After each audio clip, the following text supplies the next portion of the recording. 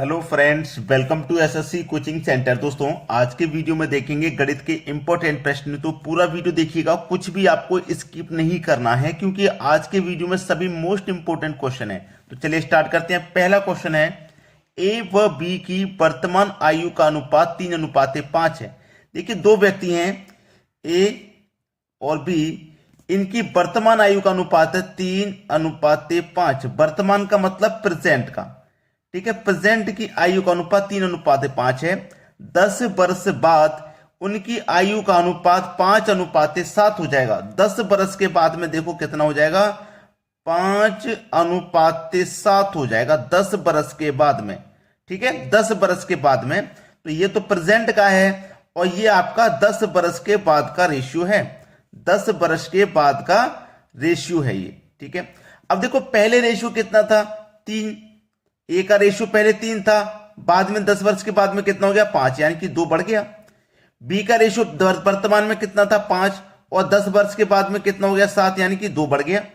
कितना बड़ा है अनुपात में, देखिए कितना बड़ा है, अनुपात में बड़ा है 2, और आपका वर्ष में कितना बड़ा है, 10। अनुपात में बड़ा 2, वर्ष बड़े 10, तो 2 अनुपात की वैल्यू 10 के बराबर, तो 1 अनुपात की वैल्यू 5 के बराबर हो जाएगी। जब 1 अनुपात की वैल्यू 5 के बराबर है, तो आपसे पूछा ए की वर्तमान आयु क्या है।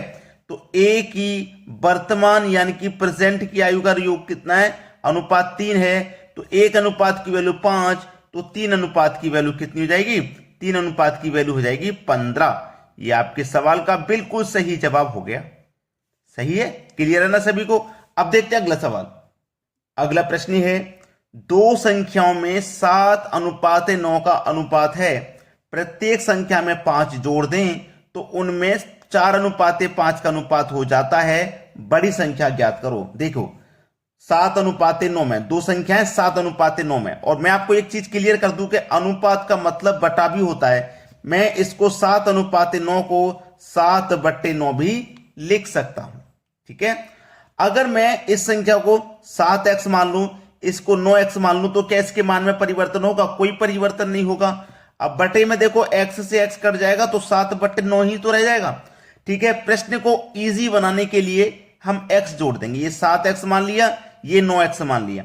अब उसने बोला है कि प्रत्येक संख्या में 5 जोड़ दें। प्रत्येक मतलब इसमें भी 5 जोड़ दें और इसमें भी 5 जोड़ दें, तो उनमें 4:5 का अनुपात हो जाता है। कितने का, 4:5। और अनुपात का मतलब बटा भी होता है, मैंने अभी अभी बताया। तो 4/5 हम लिख देंगे। 4:5 का मतलब 4/5 हो जाता है। अब क्या हो जाएगा, इसमें क्रॉस मल्टीप्लाई, 5 7 35x प्लस 5 5 25 बराबर 9 चौके 36x प्लस 5 चौके 20। अब x वाले टर्म एक तरफ कर लीजिए। ये देखो 35x प्लस का है और बराबर के इधर आके माइनस का हो जाएगा। तो 36x पहले से है, ये इधर आके 35x माइनस का, तो 36x में से 35x माइनस हो जाएंगे, केवल 1x बचेगा। और ये 20 इधर जाएगा, तो इधर प्लस का है, बराबर के इधर आएगा माइनस का, तो 25 में से 20 माइनस हो जाएंगे, 5 बचेगा। यानी x की वैल्यू आ गई आपकी 5। अब x की वैल्यू जब 5 आ गई है, जब x की वैल्यू 5 आ गई है, तो आपके पास क्या अनुपात था दोनों संख्याओं का, ये पहली संख्या, ये दूसरी संख्या, दोनों का अनुपात था 7:9। यही तो था। और इस संख्या को मैंने 7x माना था, इसको 9x, इसको 7x माना था, इसको 9x माना था। अब x की वैल्यू 5 है, x की वैल्यू 5 है, तो बड़ी संख्या पूछ रहा है क्या होगा भाई, जो अनुपात में बड़ा होगा वही संख्या बड़ी होगी। अनुपात में बड़ा 9 है, तो x का मान आपका 5 है, तो 5 का मल्टीप्लाई 9 से कर दो तो 45 हो जाएगा। भाई 5 का मल्टीप्लाई, x का मान 5 है और 5 का मल्टीप्लाई अगर मैं 9 से कर दूंगा तो 5 में 45 हो जाएगा। कितना हो जाएगा भैया, 45 हो जाएगा। क्या यही आपके सवाल का सही जवाब हो जाएगा। क्लियर है सभी को, किसी को यहां कोई दिक्कत तो नहीं है। अगर किसी को कोई भी दिक्कत रहे तो आप जरूर बता दीजिएगा, किसी को यहां कोई दिक्कत नहीं आनी चाहिए, ठीक है दोस्तों। चलिए अब देखेंगे अगला प्रश्न। अगला प्रश्न है, दो संख्याओं के 80 ग्राम मिश्रण में दोनों का अनुपात 5:3 है। दूसरी धातु की कितनी मात्रा बढ़ा दी जाए कि अनुपात 5:4 हो जाए। क्लियर? देखिए मैं आपको एक चीज बता दूं, आपके पास जो मिश्र है वो है 80 ग्राम का मिश्रण, आपके पास 80 ग्राम का है। अब अनुपात 5:3 का है।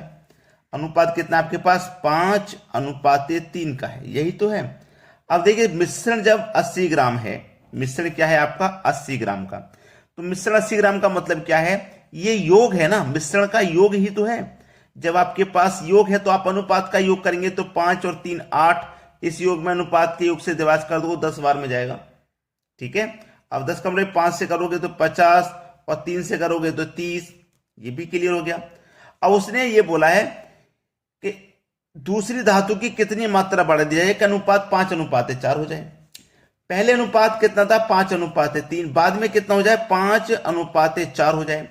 तो दूसरी धातु की कितनी मात्रा बढ़ा दी जाए? देखो दूसरी धातु की ही तो मात्रा बढ़ा रहे हैं। पहले दूसरी धातु का अनुपात 3 था, अब 4 हो गया। पहले वाले की धातु को नहीं बढ़ा रहे, पहले अनुपात 5 था, बाद में भी 5 है।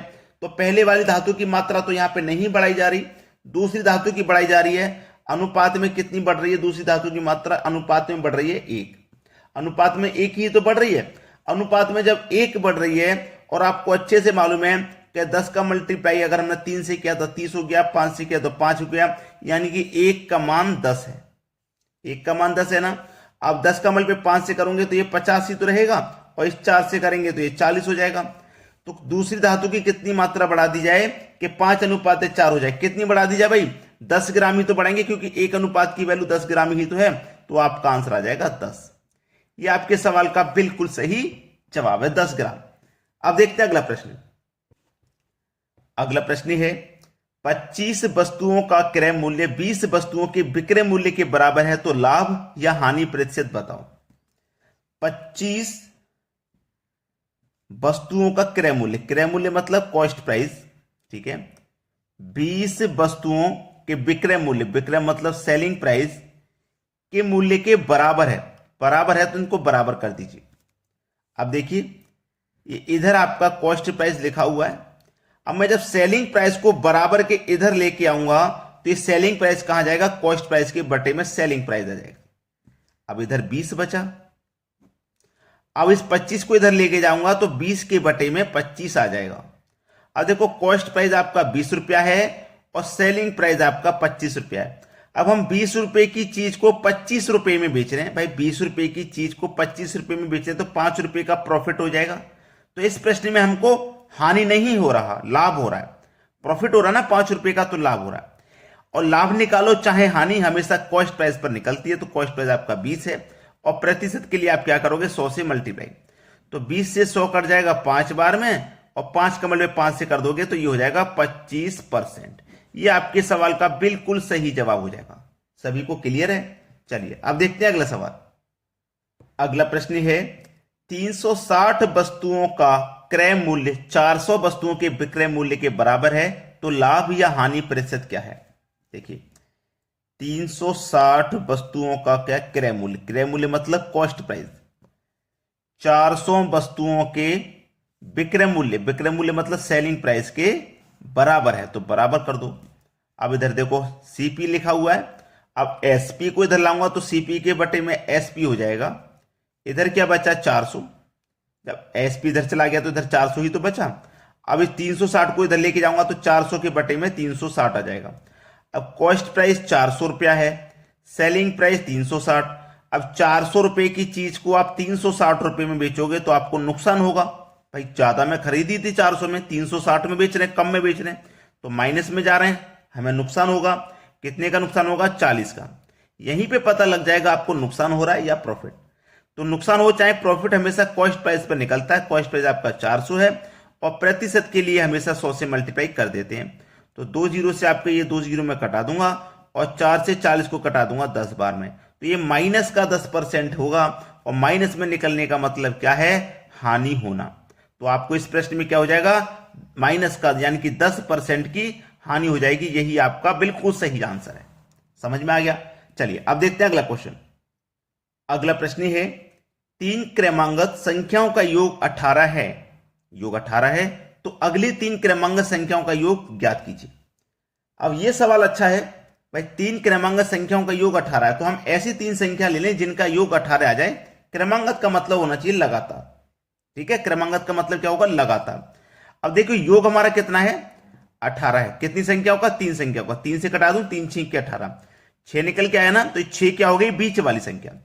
तो 1 2 3 संख्या की बात की थी, बीच वाली संख्या हो गई 6, तो 6 के आगे आने वाली 7 और 6 से पहले आने वाली 5, 5 6 7, क्रमांगत मतलब लगातार। तो ये लगातार संख्या हो गई 5 6 7, और इनका योग देखिए 18 आ जाएगा।